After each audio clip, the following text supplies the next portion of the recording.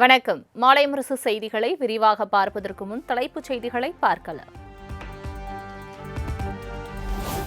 Gas cylinder தட்டுப்பாடு தொடர்பாக சென்னை தலைமை செயலகத்தில் அரசு உயர் அதிகாரிகளுடன் ஆலோசனை மேற்கொண்ட முதலமைச்சர் மு.க.ஸ்டாலின்.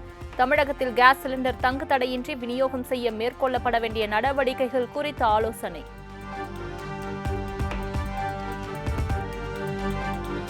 கேஸ் சிலிண்டர்கள் பதுக்கலை தடுக்க எஸ்மா எனப்படும் அத்தியாவசிய பொருட்கள் பதுக்கல் தடை சட்டம் அமல். வீட்டு உபயோக சிலிண்டர்கள் விநியோகத்துக்கு முன்னுரிமை கொடுக்க மத்திய அரசு உத்தரவு. எரிவாயு சிலிண்டர் தட்டுப்பாடு எதிரொலி. ஹோட்டல் உரிமையாளர்களுடன் தமிழக அரசு நாளை ஆலோசனை.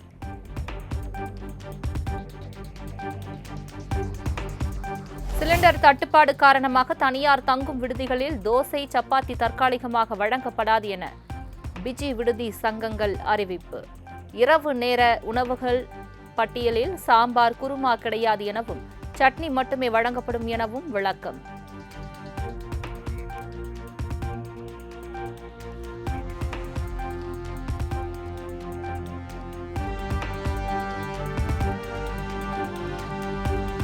எரிவாயு தட்டுப்பாடு விவகாரம் தொடர்பாக பிரதமர் மோடிக்கு முதலமைச்சர் மு.க.ஸ்டாலின் கடிதம். எரிவாயு தட்டுப்பாட்டால் மக்களும் வணிக நிறுவனங்களும் பாதிக்கப்படாமல் இருப்பதை உறுதி செய்ய வலியுறுத்தல்.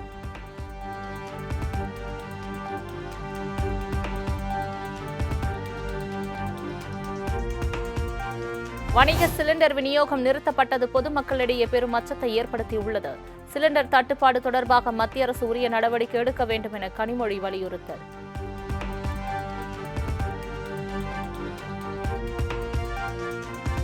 சென்னை தேனாம்பேட்டையில் உள்ள தனியார் உணவகத்தில் மதிய உணவு இல்லை என வைக்கப்பட்ட விளம்பர பலகை. வணிக கேஸ் சிலிண்டர் தட்டுப்பாட்டால் தனியார் உணவகம் நடவடிக்கை.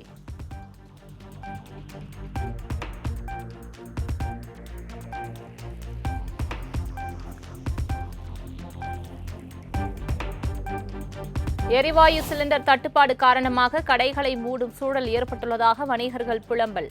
வணிக சிலிண்டர் தட்டுப்பாடு ஏற்படும் போது அரசுதான் நடவடிக்கை எடுக்க வேண்டும் என வலியுறுத்தல். சிலிண்டர் தட்டுப்பாடு அப்படின்னு சொல்கிறாங்க. ஆமாம், இது தட்டுப்பாடு வந்துச்சுன்னா எங்களுடைய வாழ்வாதாரம்லாம் ரொம்ப பாதிக்கும்.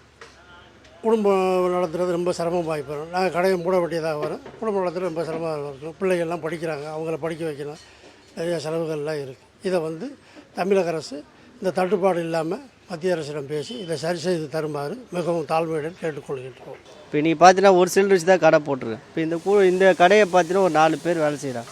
4 பேர் குடும்பமும் இதில் தான் வாழுது. இப்போ இந்த சிலிண்டர் பிரச்சனைனால இப்போ நாளைக்கு கடை போடணுன்றது சந்தேகமாக இருக்குது.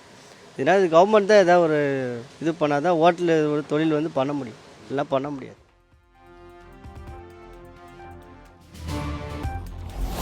திருப்பூரில் அடுத்த 2 நாட்கள் மட்டுமே உணவகங்கள் செயல்படும் என ஹோட்டல் உரிமையாளர்கள் சங்க செயலாளர் நாகராஜன் பேட்டி. கேஸ் சிலிண்டர் தட்டுப்பாடு காரணமாக கடையை அடைக்க வேண்டிய நிலை ஏற்பட்டுள்ளதாகவும் ஆதங்கம். தோசை எல்லாம் போட முடியாத சூழ்நிலை வருதுங்க.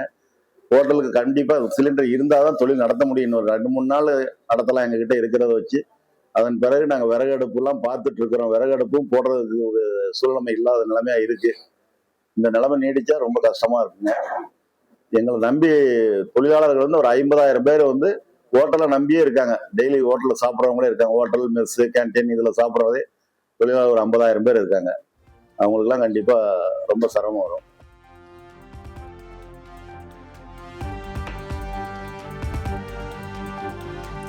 கோவையில் வணிக பயன்பாட்டிற்கு பயன்படுத்தும் சிலிண்டர் 50% தான் கிடைப்பதாக கடை உரிமையாளர்கள் வேதனை. மாலை 4 முதல் 6 மணி நேரம் கடையை திறக்க வேண்டாம் என அறிவுறுத்தல் வழங்கியுள்ளதாகவும் பேட்டி. மீண்டும் சிலிண்டர் டிமாண்டுங்கிறாங்க. ஆனால் எந்த வகையில் தொழில் பண்ணுன்னு தெரியல. இப்போ அன்னவரம் காப்பி 30 ரூபா விற்கிறாங்க.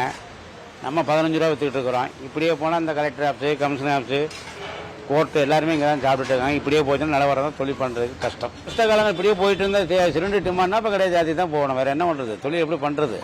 தொழில் பண்ணுறதுக்கு வேணும்ல. சிலிண்டர் விலை ஏறினாலும் சிலிண்டர் கொடுக்கணும்ல, அதுவுமே இல்லைங்கிறாங்களே.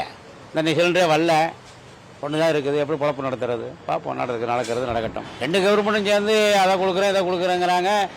கடைகளுக்கு தொழில் பண்ணுறதுக்கு கம்மி பண்ணி கொடுக்கணும்ல, அதை செய்ய மாட்டேங்கிறாங்களே.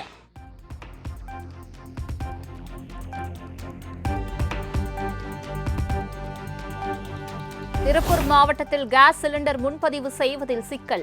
புக்கிங் செய்ய வழங்கப்பட்டுள்ள தொலைபேசி எண்கள் தற்சமயம் பயன்பாட்டில் இல்லை என வருவதால் வாடிக்கையாளர்கள் அதிர்ச்சி.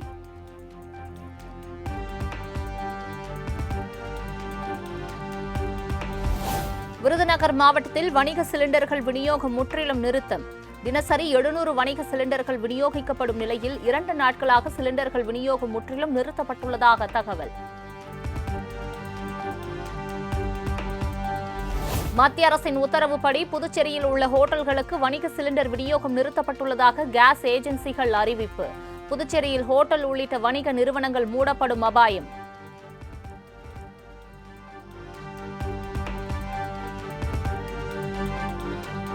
தமிழகத்தில் வணிக கேஸ் சிலிண்டர்கள் தட்டுப்பாடு ஏற்பட்டுள்ளது. அடுத்த 2 நாட்களுக்கு பின் மேலும் தட்டுப்பாடு ஏற்பட வாய்ப்புள்ளதாக வணிகர் சங்கங்களின் பேரமைப்பு தலைவர் விக்ரமராஜா பேட்டி. அதாவது இப்ப தட்டுப்பாடு இருக்கு, உடனே கிடைக்கல, கொஞ்சம் லேட்டா தர்றாங்க. இது வரைக்கும் இல்லைன்னு சொல்லாத அளவுக்கு பொருள் கொடுத்துக்கிட்டு இருக்கோம். இன்னும் ஒரு 2 தினங்களுக்கு அப்புறம் இன்னும் ஷார்டேஜ் ஆகுன்னு சொல்றாங்க. அந்த ஷார்டேஜ் ஆச்சுன்னா தான் ரொம்ப கஷ்டப்படக்கூடிய நிலை ஏற்படும்.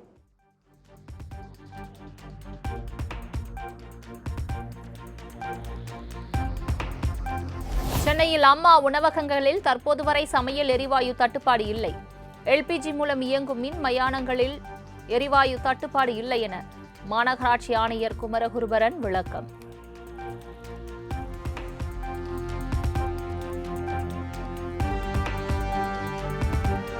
பள்ளி மாணவர்கள் விடுதிகளில் சமையல் எரிவாயு சிலிண்டர் தட்டுப்பாடு ஏற்படாது. அமைச்சர் அன்பில் மகேஷ் உறுதி. இல்லை, இது புது விதமான கேள்வி. அப்படி இருந்தாலும் நான் பார்க்குறேன். நானும் பார்த்தேன். நேரத்தில் இன்றைக்கெல்லாம் பெங்களூர் எல்லாமே இன்றைக்கி ஹோட்டல்லாம் மூடுறாங்க. நானும் செய்தியில் பார்த்தேன். பட் ஆனால் இந்த எஜுகேஷன் சம்பந்தமாக அதுக்கு பாதிப்பு இருக்கா கண்டிப்பாக நாங்கள் கேட்டோம். பட் எந்த பாதிப்பும் இல்லாமல் எங்களுடைய பிள்ளைகளை வந்து எழுத வைக்கிறதுக்கான எல்லா விதமான இன்ஃப்ராஸ்ட்ரக்சரையும் நாங்கள் வந்து கண்டிப்பாக ஏற்படுத்தும்.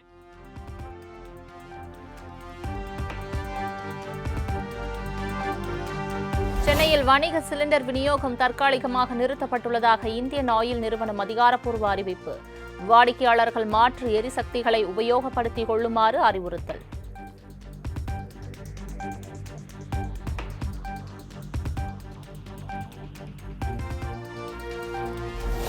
வணிக சிலிண்டர் விநியோகம் நிறுத்தப்பட்டதை ரத்து செய்ய நடவடிக்கை எடுக்க கோரி பிரதமர் மோடிக்கு சென்னை ஓட்டல்கள் சங்கம் கடிதம். எரிபொருள் விநியோகம் தொடர்பாக பிரதமர் தலையிட வேண்டும் என கோரிக்கை.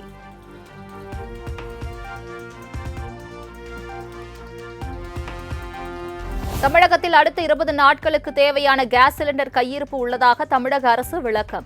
மத்திய அரசுக்கு கடிதம் வாயிலாக வலியுறுத்தி சிலிண்டர் விநியோகத்தை சீரமைக்க நடவடிக்கை.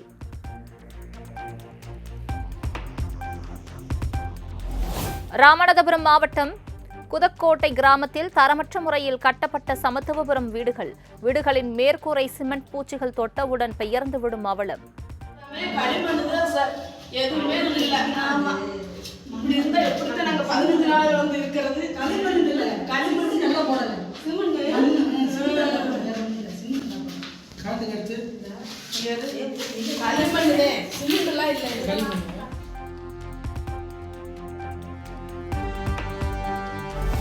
சென்னையில் பள்ளி கல்வித்துறை சார்பில் கல்வி சிலை கற்றனை தூரும் அறிவு சிலைகள் திறப்பு. கற்றனை தூரும் அறிவு சாதனை சரித்திரும் நூலையும் முதலமைச்சர் மு க ஸ்டாலின் வெளியிட்டார்.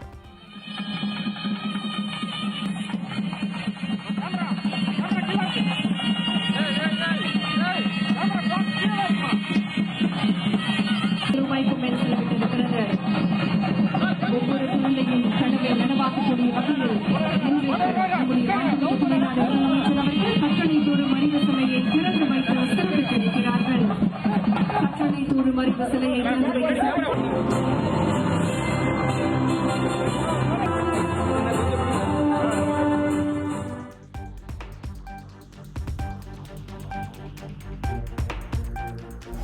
தேர்தலில் தாவேக சார்பில் போட்டியிட விருப்ப மனு அளித்தவர்களுக்கு சென்னை பனையூரில் உள்ள கட்சி தலைமை அலுவலகத்தில் நேர்காணல். முதல் நாளில் 20க்கும் மேற்பட்டவர்களுடன் தாவேக தலைவர் விஜய், பொதுச் செயலாளர் என் ஆனந்த் நேர்காணல் நடத்தினர்.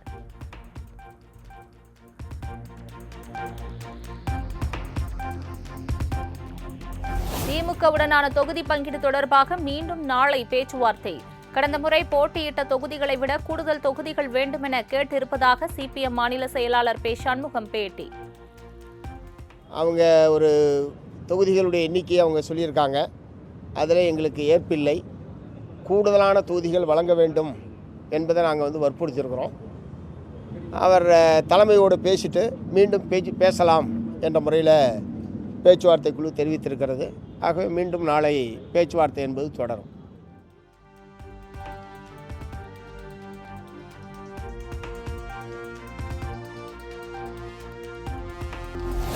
திமுக அமைப்பு செயலாளர் RS பாரதி மீது அண்ணாமலை தொடர்ந்த அவதூறு வழக்கு.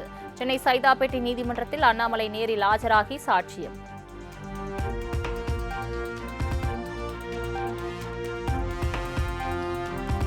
கைதி ஆகாஷ் மரணம் தொடர்பாக மானாமதுரை காவல் நிலையத்தில் சிபிசிஐடி அதிகாரிகள் விசாரணை. சிசிடிவி காட்சிகளை கைப்பற்றி ஆய்வு செய்த தேசிய தகவல் மைய அதிகாரிகள்.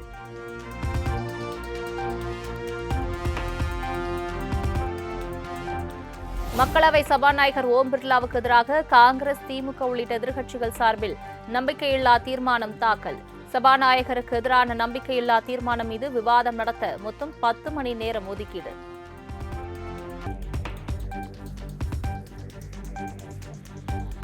T20 உலகக்கோப்பை இறுதிப் போட்டியில் நியூசிலாந்தை வீழ்த்தி சாம்பியனான இந்திய அணிக்கு 131 கோடி ரூபாய் பரிசுத் தொகை அறிவிப்பு. இந்திய அணி வீரர்கள் மற்றும் பயிற்சியாளர்களுக்கான பரிசுத் தொகையை அறிவித்தது BCCI.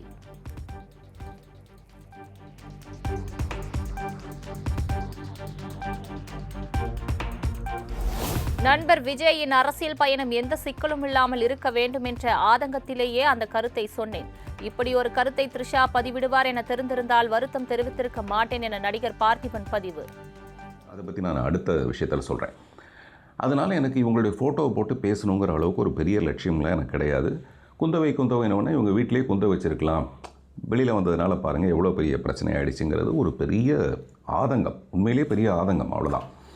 அந்த ட்விட்டில் ஆர்கனைசர்ஸ் சொன்னாங்க எனக்கு இந்த மாதிரி இவரே விரும்பி அந்த ஃபோட்டோவை போட சொல்லி அப்படின்லாம் வந்தோடனே நான் வருத்தம் தெரிவித்தது ரொம்ப சின்சியராக மனப்பூர்வமாக தான் தெரிவித்தேனே தவிர இப்படி ஒரு ட்வீட் வரப்போகுதுன்னு தெரிஞ்சுதான் நான் வருத்தமே தெரிவிச்சிருக்க மாட்டேன்.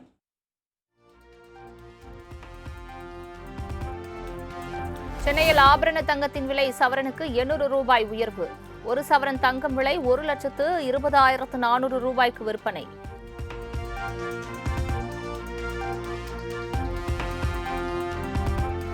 வெள்ளி விலை கிலோவுக்கு 10,000 ரூபாய் உயர்ந்து 1 கிலோ 3 லட்சம் ரூபாய்க்கு விற்பனை. தங்கத்தை போல் வெள்ளி விலையும் நாளுக்கு நாள் அதிகரித்து வருவது